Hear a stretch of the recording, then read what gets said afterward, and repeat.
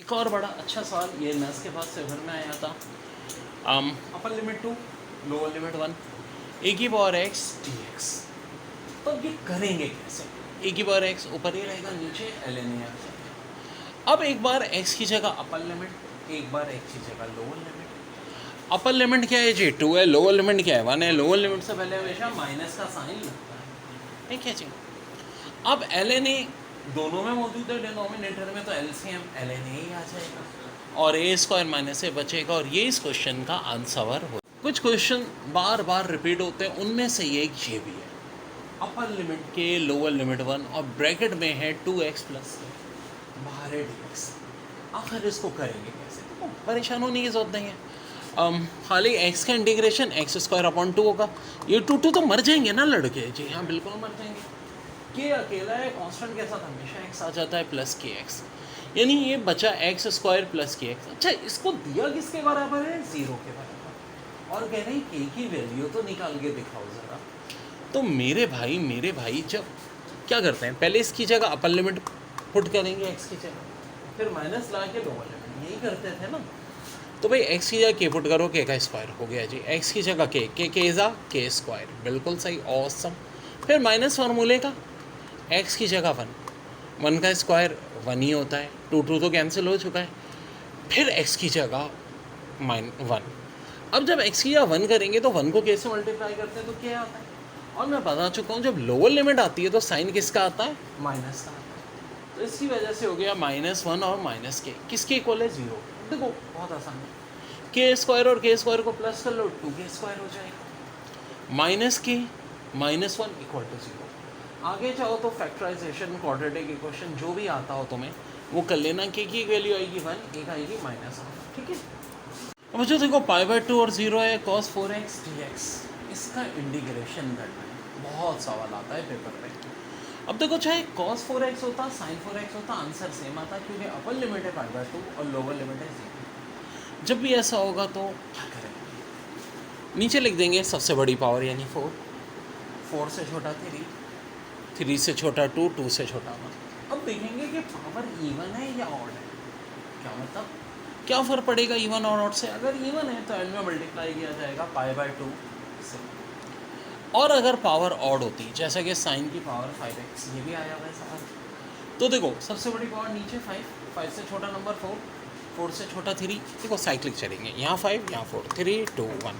लेकिन हम π/2 से मल्टीप्लाई नहीं करेंगे। क्यों नहीं करेंगे? क्योंकि अब पावर कितनी है? 5 है, ऑड है। जब पावर इवन हो तो π/2 से मल्टीप्लाई। बहुत इंपॉर्टेंट फार्मूले हैं ये 3। कौन कौन से हैं? एक तो dx a² minus x square, जो कि बराबर होता है sine inverse x/a plus c, और dx x² माइनस a², जो कि बराबर होता है cos hyperbolic inverse x/a plus c, और dx x² प्लस a², जो कि बराबर होता है ln x plus x² plus a² plus c। अब बाकी फार्मूले तो यूजुअली पता होते हैं, ये जो सेकंड फार्मूला है ये लोगों को अक्सर को नहीं पता कि इसको हाइपरबोलिक फंक्शन में किस तरह आंसर आता है, ठीक है। और एक ये थर्ड वाला भी देख लीजिए, ये इस्तेमाल कम होता है लेकिन आने लगा है पेपर में, हम कुछ अर्से से, ठीक है जी। तो काइंडली देख लीजिए। और कि जो सवाल हमने किया था, देखो इस फिलहाल अभी 1/√3 को हटा दो तो इतने पार्ट का आंसर तो π/3 हो जाएगा या 30 डिग्री हो जाएगा, ठीक है। लेकिन ये 1/√3 भी तो शुरू में बिल्कुल ऐसे ही रहेगा। और ये बात बताने की ज़रूरत नहीं है, बार बार बता चुका हूँ कि लिमिट जब होती हैं तो c नहीं आता, कांस्टेंट ऑफ इंटीग्रेशन नहीं आता। बस ध्यान में रखो, ये जो नंबर है ये किसी ना किसी का स्क्वायर होगा। 3 किसका स्क्वायर होता है? ये √3 का स्क्वायर होता है। बहुत है चीज़। लिमिट 1 0 है और इंटीग्रेशन में करना है। देखो नीचे 1 प्लस x² है dx। ये कौन सा फार्मूला होता है? ये tan इनवर्स का फार्मूला होता है। क्या क्या होता है formula? tan inverse x/a। a से मुराद ये वाले नंबर। 1 किसका स्क्वायर होता है? 1 का ही होता है। बेसिकली फार्मूले में a² होता है तो tan इनवर्स x/a हो जाएगा। फिर 1/a होता है, a भाग से 1 ही है, तो यही रिजल्ट आ जाएगा हमारा। अब आगे क्या करना है? आगे हमें ये करना है कि भाई ज़ाहिर है इस फार्मूले का जायज़ा लेना है कि अब लिमिट लगेगी। लिमिट में हमेशा पहले अपर लिमिट आती है, फिर लोअर लिमिट, यानी tan इनवर्स 1। tan इनवर्स 1 या तो 45 डिग्री होता है या π/4 होता है। ऑप्शन में देख लें क्या दिया है। बाद में ज़ीरो पुट करना है माइनस लगा के लोअर लिमिट, तो टेन ज़ीरो तो ज़ीरो होता है, तो आएगा नहीं आंसर। या तो π/4 दिया हुआ होगा या 45 डिग्री दिया हुआ होगा। बहुत बहुत इम्पॉर्टेंट बात है, इसको भी जहन में रखिएगा, ठीक है मेरे भाई। हाँ एक चीज़ है, वो क्या कि फ़र्ज़ करो यहाँ अगर 3 होता तो 3 किसका स्क्वायर होता है? √3 का, √3 का। यहाँ भी 1/√3 आ जाता, यहाँ भी √3 आ जाता, और 1/√3 ये 30 डिग्री होता है। कुछ आंसर ऐसा होता π/6 और 30 डिग्री। और ये क्या होगा अगर 1/2 और 0 होगा, 1 - x², तो देखो ये साइन इनवर्स x/a होगा।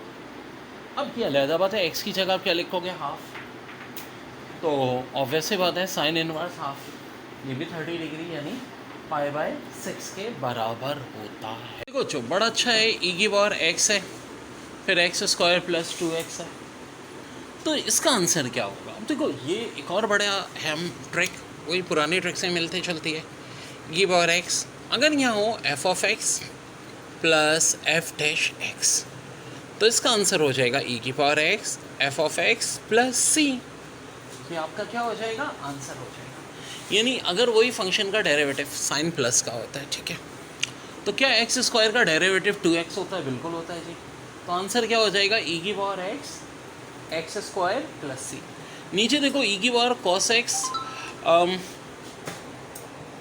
-sin x है जनाब। क्या cos x का डेरिवेटिव -sin x होता है? बिल्कुल होता है। तो आंसर क्या हो जाएगा? e⁻x cos x, और ये हमारा फाइनल आंसर हो जाएगा बच्चों। e⁻cos x है और यहाँ sin x dx है, तो इसका आंसर क्या होगा? अब देखो बड़ी दिलचस्प बात है, -e⁻cos x ln। ये क्या बात है? देखो जैसा कि अब a के ऊपर जो भी पावर है, अगर आगे उसका डेरिवेटिव मौजूद है, ठीक है, a कांस्टेंट नंबर, आगे इस फंक्शन का डेरिवेटिव मौजूद हो, तो आंसर हो जाएगा a की वो पावर वैसी रहेगी, ln a आएगा। अब साइन प्लस या माइनस ये डिपेंड करता है कि फंक्शन कौन सा है। cos x का डेरिवेटिव क्या होता है? -sin x, इसलिए माइनस आएगा। अगर फ़र्ज़ करो यहाँ ऊपर sin x और आगे cos x होता तो माइनस नहीं आता, तो माइनस अकॉर्डिंग टू सिचुएशन। अब मौजूदा केस में माइनस आएगा, बिल्कुल आएगा जी, क्योंकि cos x का डेरिवेटिव क्या होता है? -sin x। तो a⁻cos x आया, अपॉन में ln a आ गया। अब देखो ये तो सवाल आया था नस के टेस्ट में, गुलाम इसाक़ खान वालों ने थोड़ा सा चेंज किया था। क्या किया था? 3⁻cos x दे दी थी और sin x dx दे दिया था, तो भाई एक ही जगह 3 आ गया, बस बात तो वही है। और cos x का डेरिवेटिव -sin x होता है, तो -sin भी आएगा, -3⁻cos x / ln। मैथमेटिक्स में इंटीग्रेशन का चैप्टर हमारा चल रहा है, और कुछ अब बात थोड़ी e की पावर में, जब इन्वर्स ट्रिग्नोमेट्रिक फंक्शंस हैं, 5 सिफर में भी सारे हालात आ चुके हैं। e⁻cos इनवर्स x है, आगे dx के बाद नीचे √1 - x² दिया है, तो आखिर किसके इक्वल होगा? ये इक्वल होगा -e⁻cos इनवर्स x। यहाँ ये हो जाएगा e⁻sin इनवर्स x, और dx भी होगा, यहाँ ये अपॉन में क्या होगा? 1 - x²।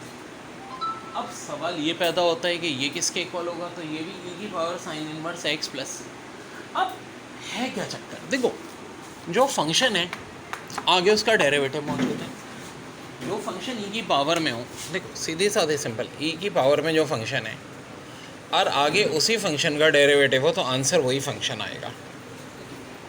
जैसे कि नंबर 2 में, नंबर 3 में भी ऐसे ही है। sec इनवर्स x का डेरिवेटिव x² - 1 होता है, तो e⁻sec इनवर्स x + c आ गया। लेकिन क्या पहले क्वेश्चन में ऐसा है? जी मुकम्मल तौर पे ऐसा नहीं है, क्योंकि √1 - x² तो आता है cos इनवर्स x का डेरिवेटिव, लेकिन विद माइनस साइन आता है। तो क्या माइनस साइन मौजूद है? नहीं मौजूद। तो कभी ऐसी सिचुएशन आए तो फिर क्या होगा? फिर ये होगा कि f(x) जो होगा उसके साथ क्या आ जाएगा? माइनस आ जाएगा। यानी देखिए ना, अगर यहाँ पे क्या हो रहा है, फ़र्क आ रहा है किसका?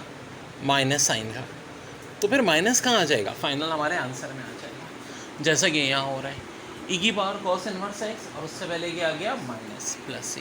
अब देखो यहाँ है ln2 फिर इंटीग्रेशन 2 की पावर x dx, ठीक है। अब बच्चों इस टाइप का जब सवाल आए कोई कांस्टेंट नंबर और उसकी पावर हो तो रिजल्ट क्या होता है इंटीग्रेशन का। कांस्टेंट नंबर की पावर वैसे ही रहती है, पावर का डेरिवेटिव लेते हैं, डिवाइड करते हैं ln a से मुराद कोई कांस्टेंट नंबर। अब देखो ये ln2 तो इंटीग्रेशन के निशान से पहले, इसको तो छेड़ो ही नहीं।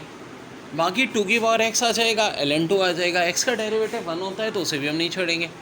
ln2 कट जाएगा, आंसर आ जाएगा 2 की power x plus c, and this is your answer.